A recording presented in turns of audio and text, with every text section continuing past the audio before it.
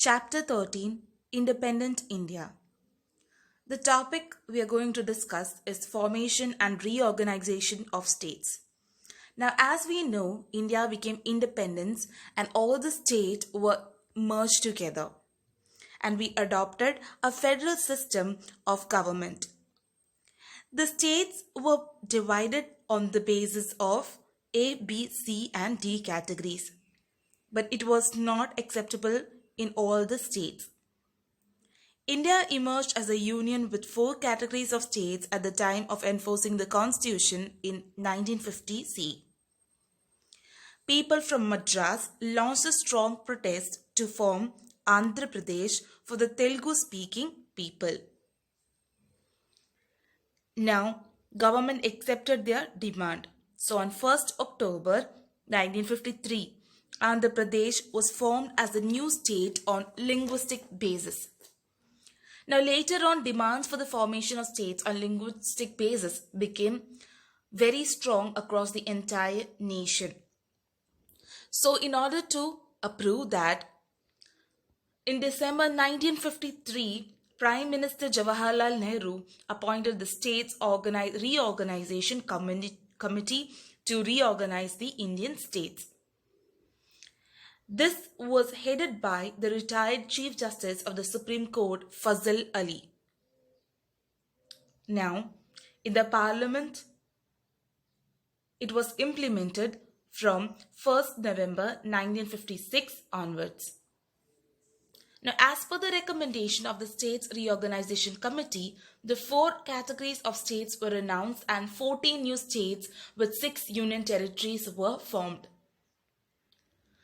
Now, all of these states were basis of language except for Punjab and Bombay. So, the state of Bombay, two major linguistic groups, that is the Marathi speaking and the Gujarati lived. Now, again, there was an intense demand to separate Gujarat and Maharashtra on linguistic basis. Now, it came across the movement that is Maha-Gujarat movement. Now, the bilingual recommendation for the state of Bombay was passed in the parliament. Now, a group of students of Law College in Ahmedabad organized a meeting and they started a series of demonstration. Now, gradually what happened? The movement became more and more aggressive. So, the person who was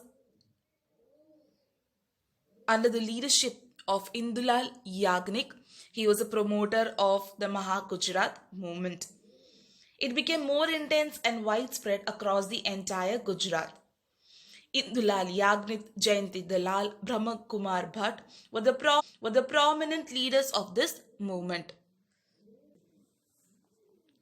Now, Maha-Gujarat Janata Parishad was formed under the leadership of Indulal Yagnik in September 1956. And there were few other political parties. This Parishad demanded for the separate Gujarat state.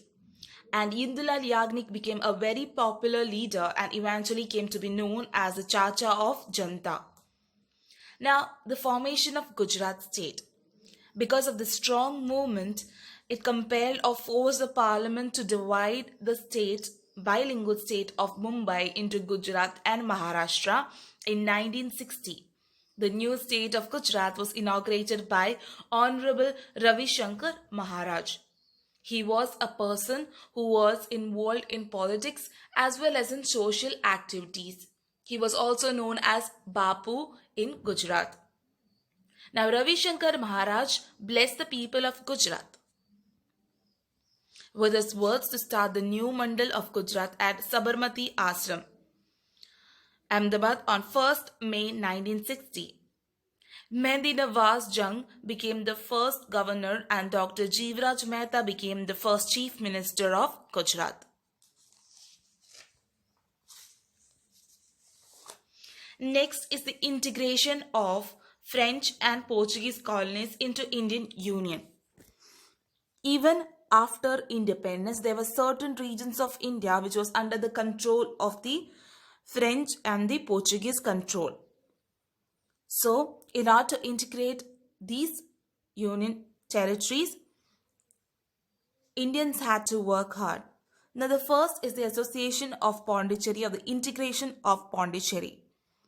Now, there were certain places which were under the control of the French. Those were Pondicherry, Karaikal, Mahi, Yanam, and Chandranagar. People of these colonies wanted to join the Indian Union, for which they launched movements too. But the French tried to suppress such movements. So in 1948, a huge gathering of people in Pondicherry declared quit India to the French authority. And in order to bring out a peaceful solution to this problem, the government of India started talking with the French government, and they openly negotiated with the French government. Finally, the French government agreed on 31st October 1954 and surrendered all these colonies to India. Next was the integration of Goa, Diu and Daman. Now, Portuguese were more adamant than the French. They had their symbol of prestige on Goa. So, on the other hand, the movement to integrate Goa into the Indian Union became more intense and violent. So, on 15th August 1955, 3,000 to 5,000 unarmed Indian activists attempted to enter Goa at 6 locations and were violently repulsed by the Portuguese police officer, resulting in the death of around 200 people.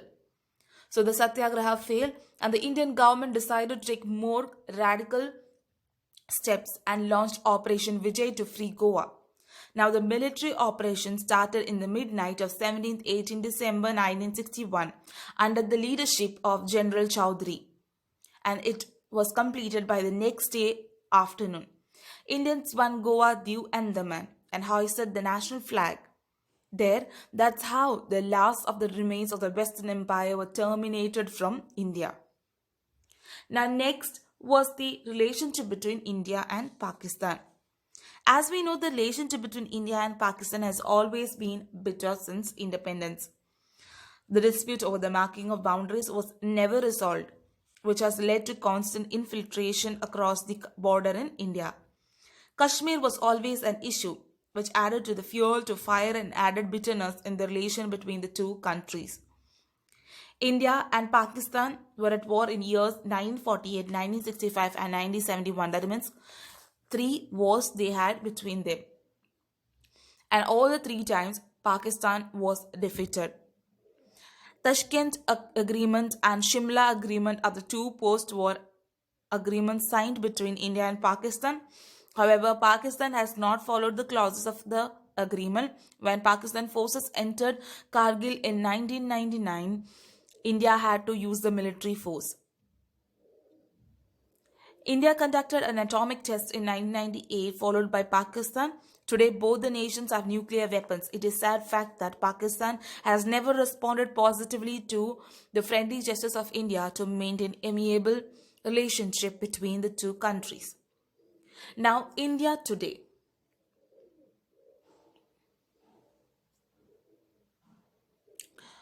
Now, implementation of 5-year plan ushered the age of industrial development in India in the true sense.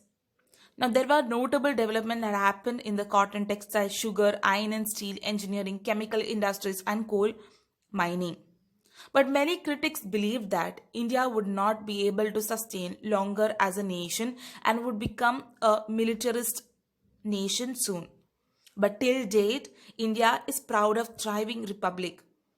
India has exemplified the unity of diversity, and this diversity has never become a hindrance in our progress or development.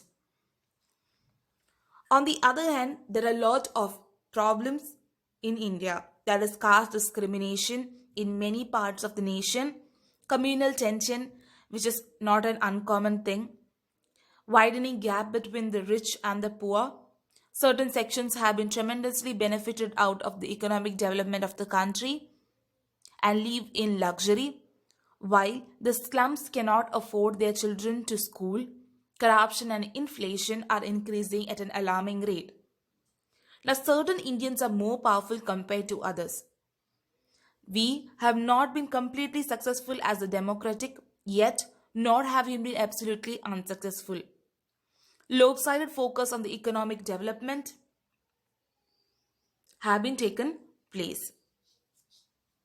Miraben, who was a disciple of Gandhiji, wrote in 1949 that the science and technology would surely benefit the humanity to great extent, but finally it would lead to destruction.